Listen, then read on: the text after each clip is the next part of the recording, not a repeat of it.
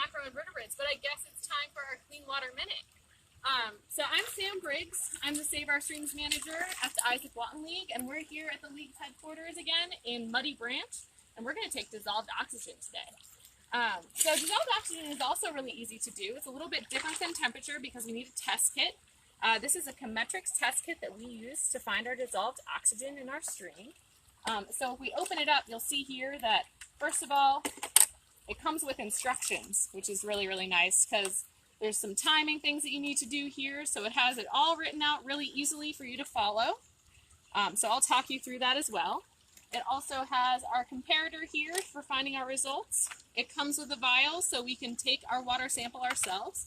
Still got some dirt on my hands from finding macroinvertebrates there. And then it has our ampule test. So it comes with 30 tests here, so you can do it over and over again once you get your kit.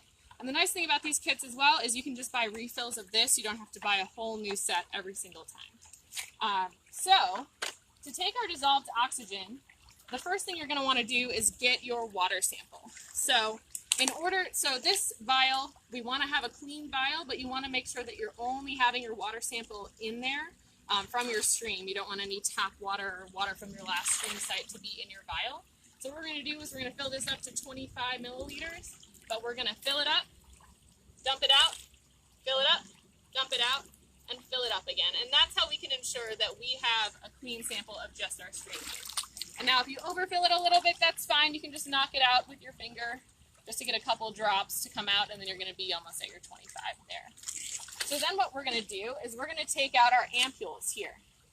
So when I do this with kids, they're often telling me this looks like an eyedropper or a shot, which I get different shots than they do apparently because my shots don't look like this.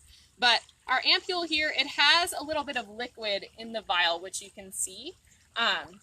So that's our indicator solution. So once that touches the water, it's going to change the color and tell us how much oxygen is in that water. The rest of the space here, it looks like there's air in there, but it's actually empty. So this is a vacuum. So what we're going to do is when we crack this in our vial, this is going to fill up with the water because it wants to suck in that water into that space to fill that void in our ampule. So if you see in our little vial here, it has a bunch of little divots in the edges to stick the tip of your ampule into those divots to hold it tight. And that way, it's stuck in the edge here, and when I pull it towards me and use that leverage, it'll crack and fill with water. And you can see that it already is starting to change here. Now you want to wait, according to the directions, you want to wait for 2 full minutes, so make sure you have a friend with a stopwatch or you're timing yourself to make sure that you're holding it for the right amount of time before you take your reading. And then, once our 2 minutes are up, you can compare against your comparator to find the amount of milligrams per liter of oxygen that you have in your water here. So, as you can see, it's still getting darker as we're waiting because we haven't waited the full 10 minutes. 2 minutes, I'm sorry. So, if you're worried about forgetting the amount of time, remember, easy directions, only 5 steps here. It's really quick to read, so don't guess. Make sure you're taking your time to read your instructions there. So we can compare. It looks like we're about, now make sure, one key tip here is if you're wearing sunglasses like I always am, that you take them off because it'll skew your results here. So you're going to compare.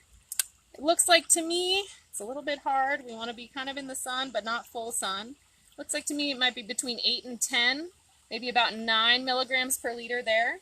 Now, if you want to find your percent saturation, you're going to need our data sheet, and you're also going to need your temperature. So make sure you take a look back at last week's Clean Water Minute to learn how to take your temperature, and that way you can find your percent saturation of dissolved oxygen in your stream. Dissolved oxygen is really important because, like you and I need to breathe the oxygen in the air, the macroinvertebrates, the fish, the animals that live in our stream, they need to breathe that dissolved oxygen.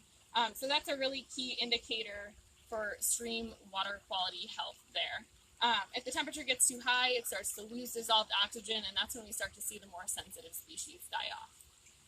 So make sure to tune in next week to our Clean Water Minute on nitrates. So we're going to learn how to take a nitrate sample next week. And for all of our data sheets and our equipment kit lists and whatnot, visit iwla.org/SOS. Thanks.